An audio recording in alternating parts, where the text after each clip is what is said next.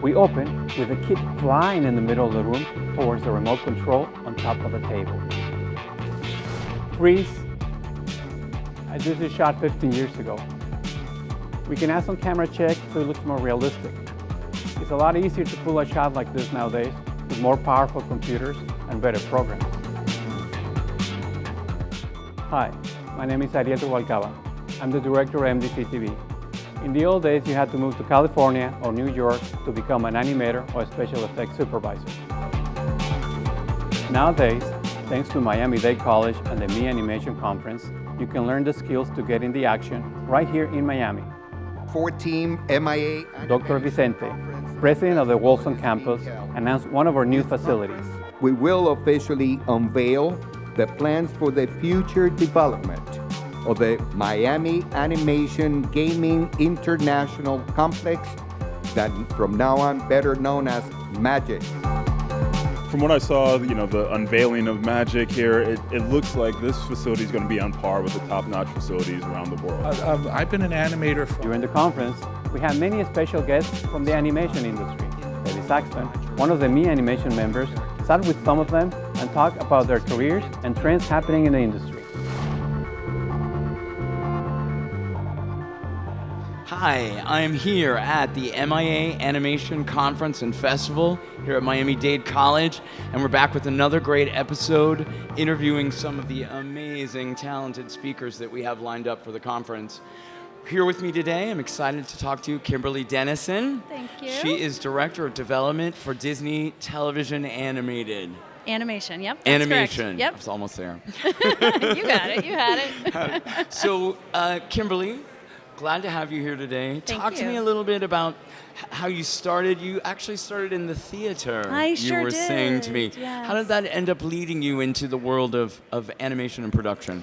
Well, I was an actress growing up. I did regional theater, but I always was drawn to kids and family entertainment. So subject matter I was always drawn to working in was in this arena. And then I was living in Los Angeles and I was acting, but I was also working a number of jobs. And my first job at Disney was actually selling programs at the Beauty and the Beast stage musical in Los Angeles. And I did that for quite a while, but that made me an official cast member at the Walt Disney Company. What were some of the shows you worked on in that first round? I was in overall production management. So the studio was producing shows like Recess, Pepper Ann, Kim Possible. And we were also, at that same time, we were doing all of the sequels for the movies. So you were at Disney, you're back at Disney now, but there was time in between there where you left Disney. Talk to me a little bit about that. You went off to where?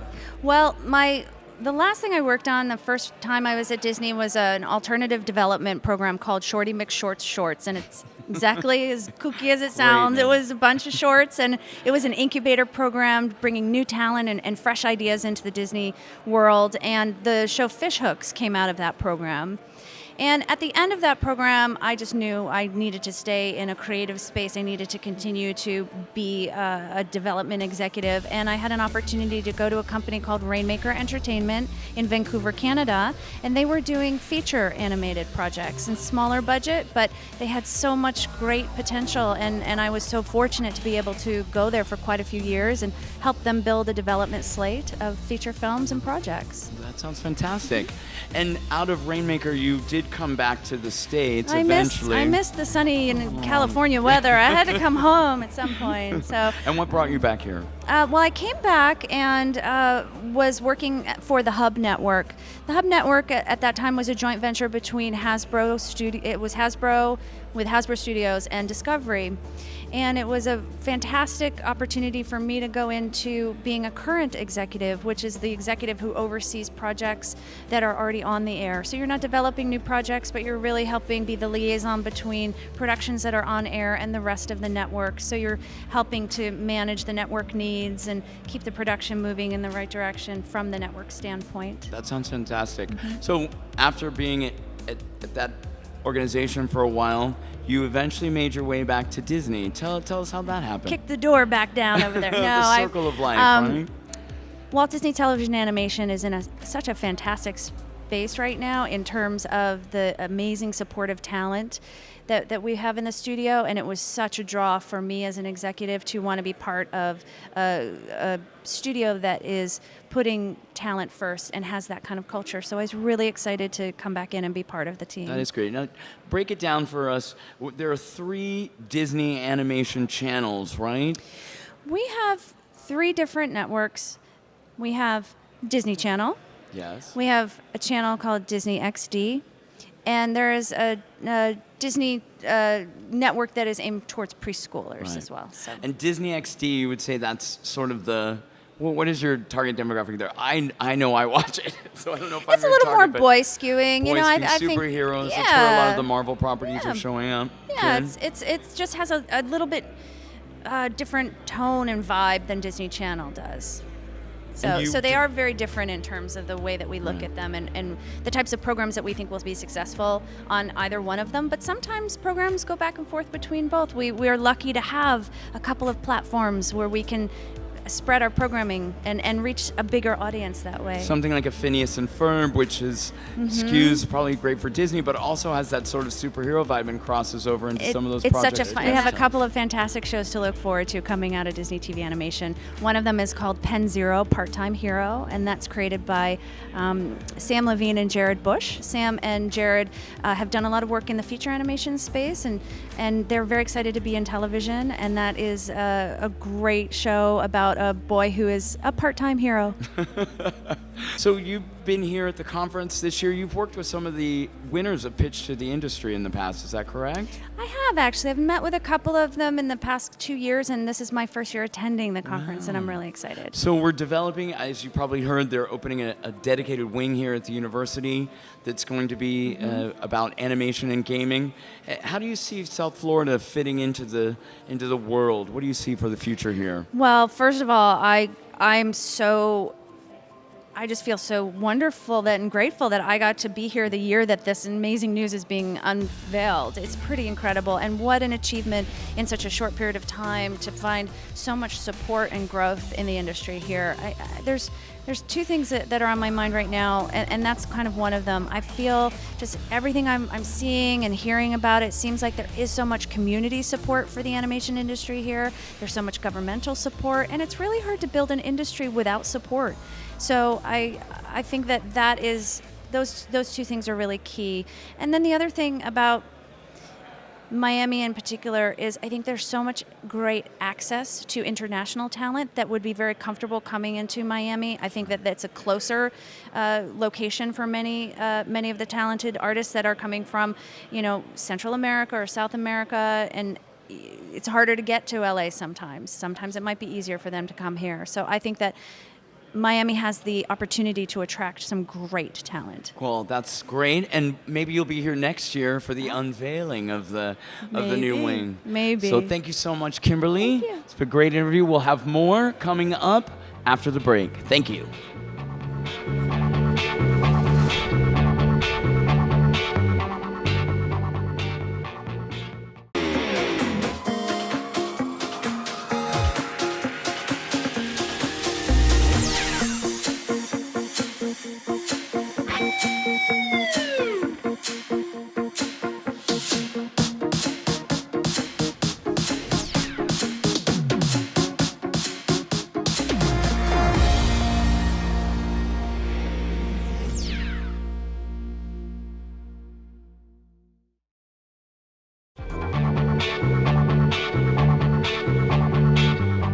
Hi, welcome back to the MIA Animation Conference and Festival here at Miami-Dade College. I'm really excited to be talking to Mark Soderwall. He is a consultant to the gaming industry, creative consultant. We'll talk more about what that means exactly. Sure. But let's talk first about how you got into the gaming industry. Usually when I tell a story like this, it either does one of 2 things. It either inspires people or pisses them off. Because I got into the industry right out of high school, for the most part. I was around 18, 19 years old, horrible student, really, really bad, but had a real propensity towards art and towards design. I entered an art competition, a local art competition, and my piece won first place. One of the judges on the panel happened to work at a studio that did Nintendo titles exclusively. called me a couple of days later, invited me to come and participate with his studio, which I was very humbled by it because I didn't know anything about video games. I love to play them as a gamer, right? Always have. But I told him, I said, I don't know anything about video games. And he says, oh, that's okay, we'll teach you. We'll teach you how to make this stuff. And that's unheard of nowadays. People are spending tens of thousands of dollars to go to school to learn something that I was taught actually by an industry professional. And then from there, it just was these seasons of finding I had a love for this industry. I had a love for not only taking two-dimensional art, but making it interactive. It just wasn't telling a linear story, it was telling a non-linear story. It wasn't just a passive experience, it became an interactive experience. I mean, so this whole new medium that came about, I'm like, okay, I've landed, I've arrived, I'm not looking back, this is insane. And so I use that to motivate me and to drive me to find more mentors.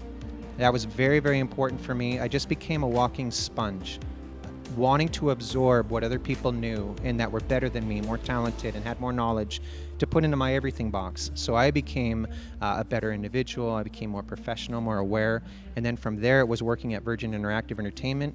I really had a drive, again through mentorship. In 4 years while I was there, I became art director.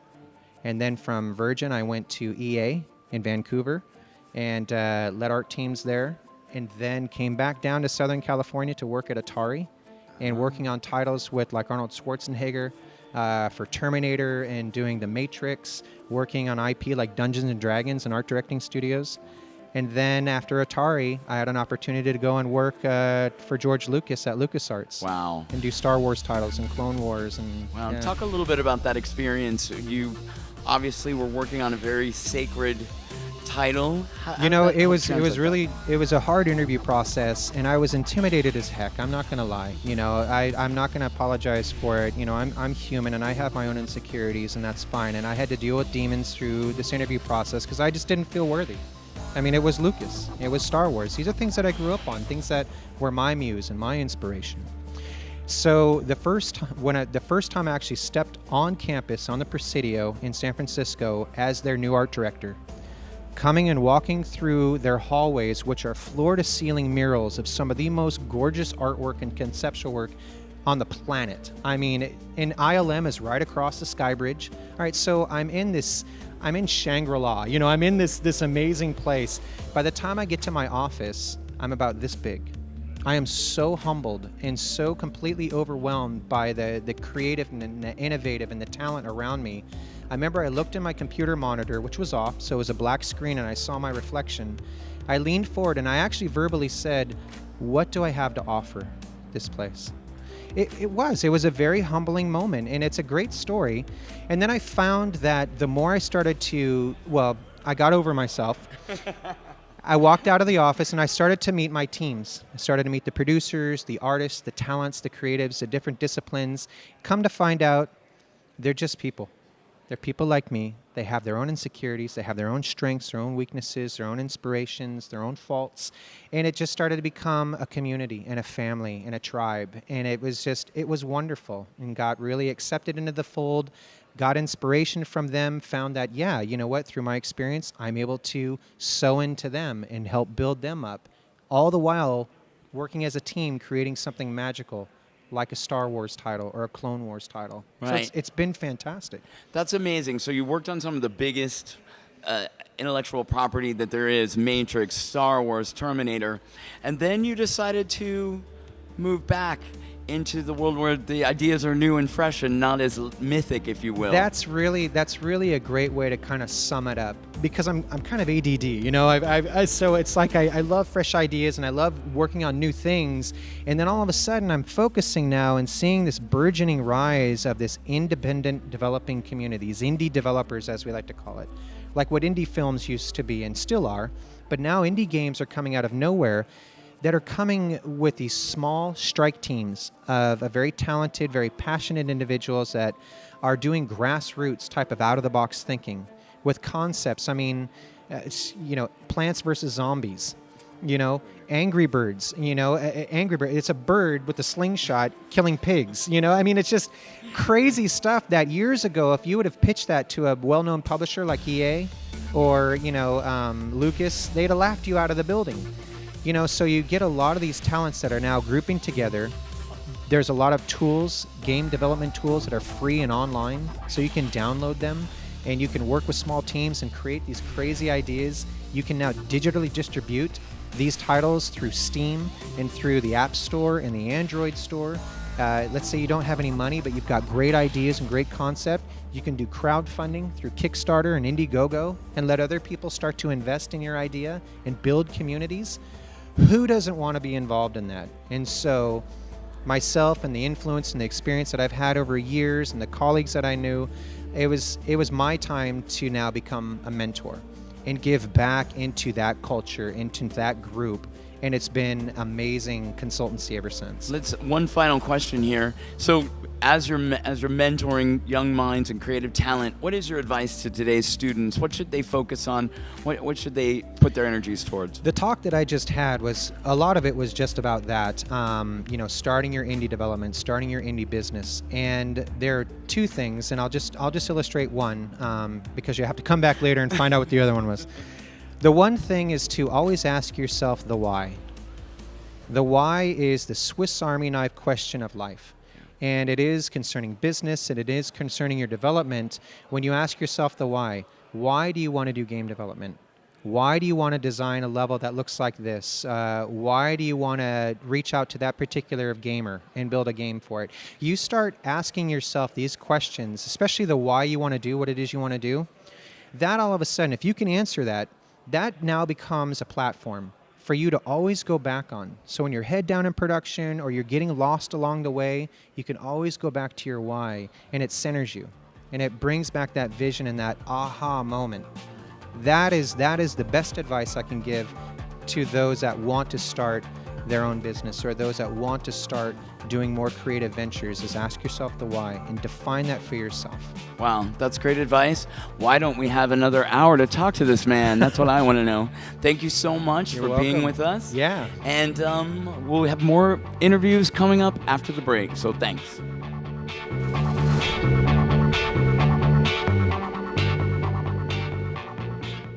Cool programs for hot jobs. Let Miami-Dade College jumpstart your career. We offer bachelor's degrees in film and TV production, nursing, electronics engineering, information systems technology, supervision and management, supply chain management, or choose from 300 other programs to study. You can take classes during the day, evening, weekend, or online. For more info, visit MDC.edu or call 305-237-8888. Get the knowledge and training for today's in-demand jobs. Register now. Miami-Dade College.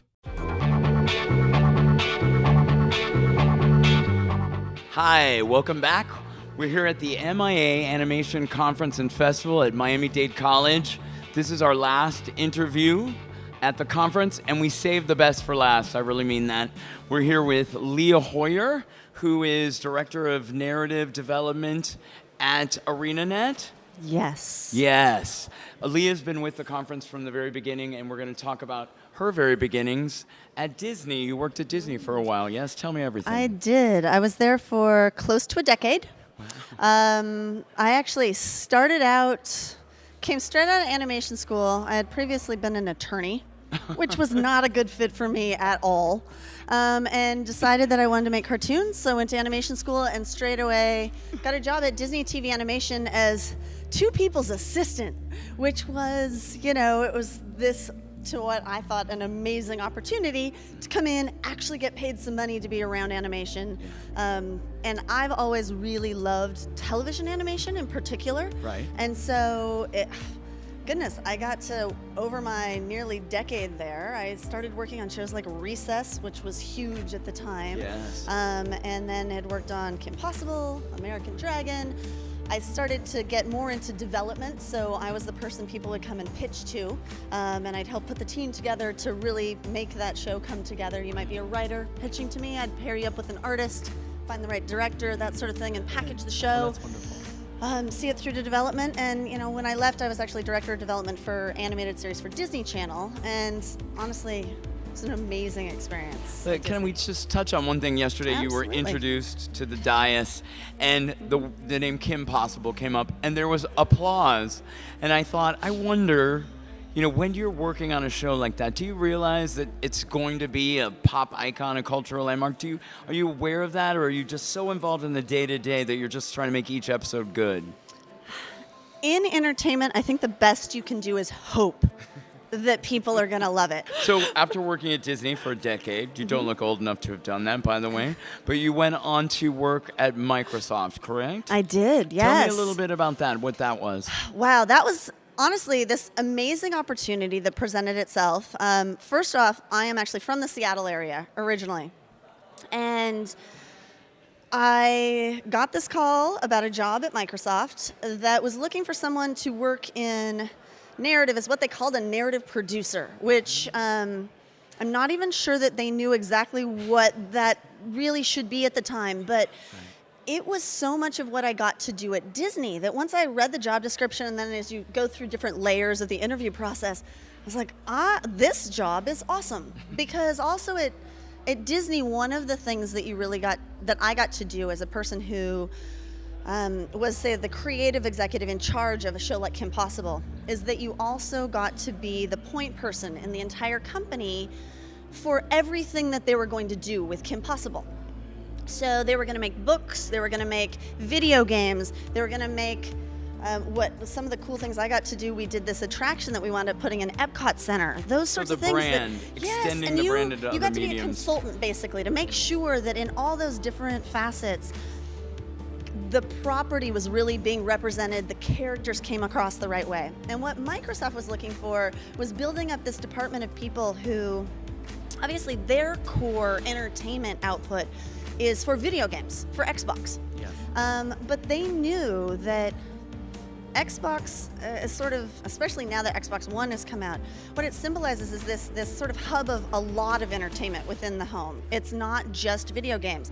So many people watch their Netflix over it, for instance. So many, you can Skype with each other, you can people play their music through it. There's so many different things that can happen, and they realize that, the sense of how important, say, transmedia as a buzzword was. And so not just looking at how to make the story of a game be as good as it can be, which of course there's a lot of good examples of how you can make good game story, but also how you can take that and put it across multiple platforms so that you really are building a franchise and creating characters and experiences that touch people and reach them in a lot of different ways. And since then, you worked at Microsoft for a while, and now you're with ArenaNet. I am, yes. Go Guild Wars. Guild Wars, a hugely successful property. Yeah. Talk to me a little bit about that and what innovations you're bringing to Guild Wars in the gaming industry. Goodness, Guild Wars 2 is a wildly popular MMO. Massive multiplayer online game, computer game that's, it's reaches people worldwide. We actually launched in China earlier this year. It's really exciting. Have a huge presence in Europe. And what sets it apart in many ways is the fact that it took a lot of the MMO conventions that a lot of other games out there will put and sort of question them, turn them on their ear. It's got great cooperative play. And it's got, oh my goodness, spectacular art. But one of the really key things that sets it apart is the fact that they have a truly living world. And every couple weeks, we actually are putting out new content. So we put out new episodes of content, which allows us to tell really compelling stories. So every couple of weeks when a new installment comes out, people can come in, have new gameplay, follow along with a lot of the characters, see that next installment of the big saga that we're building. And it was just a really big opportunity to have this canvas in this area where they've got an engine that is capable of really telling complex, intriguing game story in a way that no other game is really doing. The world is evolving and changing. The players are changing with it. So it's one I always get excited about that new challenge. Like, how can we now even take advantage of that platform more? Yeah. I'm sure we have a lot of fans here today. You've been involved at this conference since the get-go, since the very beginning. I have. I'm really fortunate to have been at every one. That's right. And you were here yesterday for the announcement of the new wing here, Magic, the Miami gaming and animation wing of the Miami-Dade College. How has this all evolved, and how has it changed in the several years you've been involved with it? Well, a few things. One, obviously, in terms of number of attendees, it's grown every year, and it's so exciting to see because, you know, I've known the people who put this thing together, you being one of them, Maurizio putting one of them. You guys have pulled me into the board and doing things with it. So it is really exciting to see all that love and hard work paying off, and the community of Miami is really supporting it. The government is supporting it, and particularly with the new partnership with Miami-Dade College, it has such a nice connection to the community and a true vision for bringing world-class animation, visual tech arts to the region, and just building a true community around that here. And I think in order for an industry like that to really thrive and grow, you do need programs like this. You need things like MIA Festival. You absolutely need things like school programs that are reaching out to the community with magic, to be able to pull them in, get more people excited about it, train the workforce that's going to be here. Because if you train the workforce that's going to be here, the animation industry in TV, film, gaming, online, other kinds of interactive, you're going to need that base. And if it really is here, the industry is going to come, and the industry is both going to build up here and be looking at the region. And so it's cool to see the festival be such a big part of that. Right. You know? The springboard for all really of this stuff is. happening. It's really exciting. Well, hopefully you'll be back next year, and you can do that. We can do this talk in the new wing. Won't that be exciting? Would love it. I look forward to that. So that wraps it up for our interviews here at the Miami International Animation Conference. Thank you, Leah, so much. You are welcome. And we hope to see you guys back next year for more. Thank you.